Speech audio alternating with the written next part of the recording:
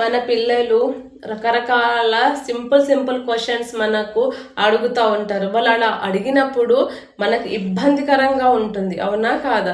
ఇదేంటి పిల్లోడు మామూలు క్వశ్చన్స్ కూడా నాకు అడుగుతూ ఉంటాడే అని చెప్పేసి. కానీ ఆ క్వశ్చన్స్ మనకు సింపుల్గా ఉంటాయి, కానీ పిల్లవాడికి కాదు కదా.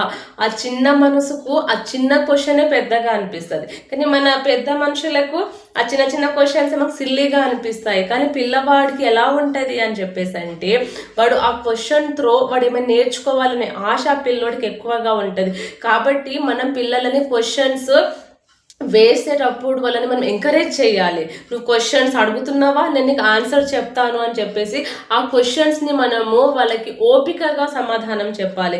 ఎందుకంటే క్వశ్చన్స్ని మనము వాళ్ళకి చెప్పేటప్పుడు ఆ పిల్లవాడికి క్వశ్చనింగ్ స్కిల్స్ అనేవి ఇంప్రూవ్ అవుతాయి.